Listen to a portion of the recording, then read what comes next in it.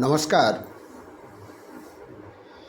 আপনাদের সবাইকে নমস্কার জানিয়ে 108 নম্বর এপিসোডে আজ আমি আলোচনা করব মেষ রাশি বা বৃশ্চিক রাশির জাতক জাতিকাকা যে মৃত্যুর বয়স, কোথায় কবে কিভাবে মৃত্যু হবে তার একটা আনুমানিক বয়স আমরা বের করব। 107 নম্বর এপিসোডে আমি তুলা রাশি নিয়ে আলোচনা করেছিলাম। আজ আমি বৃশ্চিক রাশি বা মেষ রাশির নিয়ে আলোচনা করব।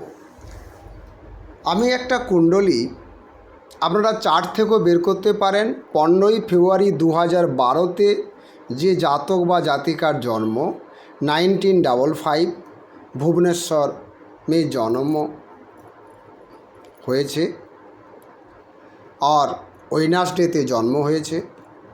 আপনারা এখান থেকে যে কুণ্ডলী বের করবেন সেটা এই কুণ্ডলী বেরোবে।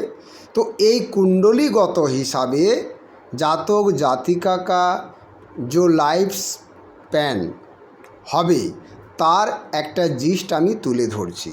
কারণ আমি 107 নম্বর এপিসোডে তুলা রাশি নিয়ে আলোচনা করেছিলাম এবং সেখানে বলেছিলাম আমি এক এক করে সমস্ত রাশির নিয়ে আলোচনা করব।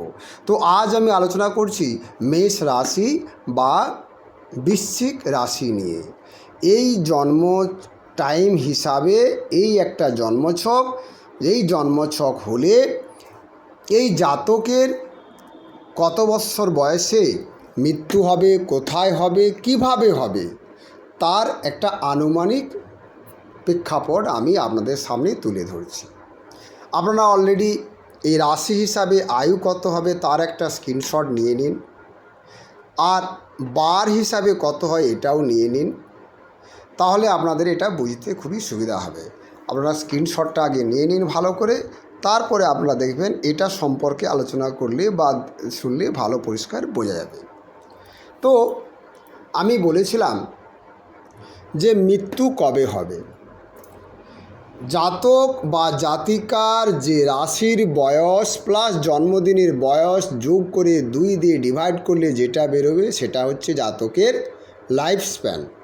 তো এখানে মেষ রাশি বা বৃশ্চিক রাশির আয়ু 75 ইয়ার্স, 75, আর জন্ম হয়েছে বুধবার, দ্যাট ইজ 64 ডিভাইড বাই 2 = 69.5।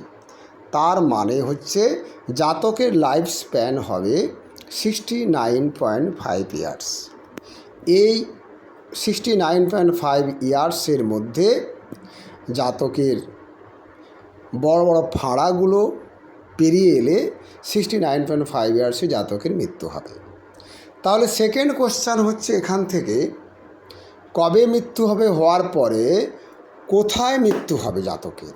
তো জাতকের কোথায় মৃত্যু হবে এর কোশ্চেনে আমি বলেছিলাম যদি জাতকের রাশি চর রাশি হয় তাহলে ঘর থেকে দূরে, যদি স্থির রাশি হয় তাহলে ঘরের মধ্যে মৃত্যু হবে, আর দত্তক রাশি হলে হসপিটালে বা ঘরে মৃত্যু হবে।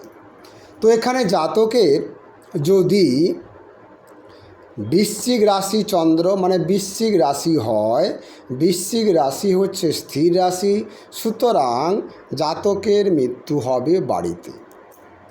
যদি জাতকের মেষ রাশি হতো, মেষ রাশি হচ্ছে চর রাশি, চর রাশি হলে জাতকের মৃত্যু হয় দূরে, সুতরাং ঘর থেকে দূরে মৃত্যু হবে।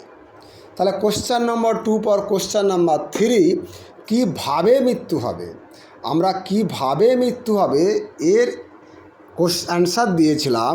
যদি 8 নম্বর ঘরে শুভ গ্রহ থাকে সহজ মৃত্যু, 8 নম্বর ঘরে অশুভ গ্রহ তাহলে কঠিন মৃত্যু। তো এখানে আপনারা দেখুন এটা লগ্ন, তো লগ্ন থেকে 8 নম্বর ঘর হচ্ছে আপনার মেষের ঘর। তো মেষের ঘরে বৃহস্পতি গ্রহ বসে আছে, তার মানে হচ্ছে শুভ গ্রহ বসে আছে। তো শুভ গ্রহ বসে থাকলে জাতকের মৃত্যু হবে সহজ মৃত্যু। তার মানে এই কুণ্ডলীর জাতকের মৃত্যু হবে সহজ মৃত্যু, সাডেনলি মৃত্যু হবে, কোনো দুরারোগ্য ব্যাধিতে উনি ভুগবেন না। আর যদি এখানে শনি থাকতো, যদি এখানে মঙ্গল থাকতো, রাহু থাকতো, তার মানে অশুভ গ্রহ থাকলে তখন জাতক রোগাগ্রস্ত হয়ে বহুদিন পরে মৃত্যু হতো, মানে কঠিন মৃত্যু হতো। সুতরাং 4 নম্বর কোশ্চেন, কী রকমভাবে মৃত্যু হবে, মানে কোন সময়ে জাতকের মৃত্যু হবে, 69.5 ইয়ার্সের মধ্যে কোন সময় জাতকের মৃত্যু হওয়ার প্রবাবিলিটি বেশি। তো এই অ্যান্সার ছিল 2, 7, 8 রাশির লর্ড এবং সূক্ষ্ম মহাদশা অন্তর্দশাতে জাতকের মৃত্যু হবে।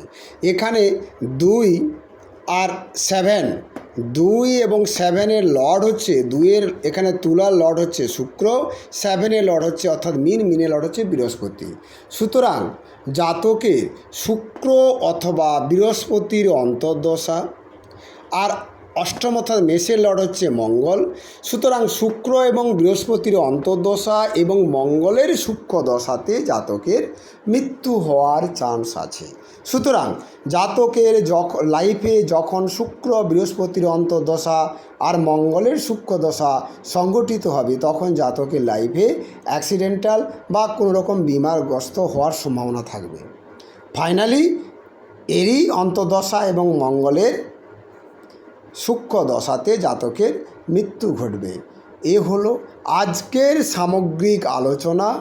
সেটা হচ্ছে আপনার বৃশ্চিক রাশি বা মেষ রাশির জাতক জাতিকার ক্ষেত্রে। তো এখান থেকে যাদের যাদের মেষ বা জাতক রাশি আছে, তারা তাদের কুণ্ডলিতে যখন দেখবেন শুক্র বৃহস্পতি সঙ্গে মঙ্গলের যে কানেকশান অর্থাৎ সূক্ষ্ম মহাদশা বা আপনার পত্যন্ত দশা জড়িত হবে, তখন কোনো না কোনোভাবে আপনি অ্যাক্সিডেন্টাল বা অসুখের সম্মুখীন হবেন। সুতরাং আপনারা ওই সময় একটু অ্যালার্ট নিয়ে থাকবেন, তাহলে আপনাদের জিন্দগি অনেকটা সময় হয়ে আপনি 69.5 ইয়ার্স পর্যন্ত বাঁচতে পারবেন। নমস্কার। নেক্সট এপিসোডে আবার আমরা সামনে আমি প্রেজেন্টেশন করব নতুন কোনো রাশি নিয়ে। আপনারা ভালো থাকুন। নমস্কার।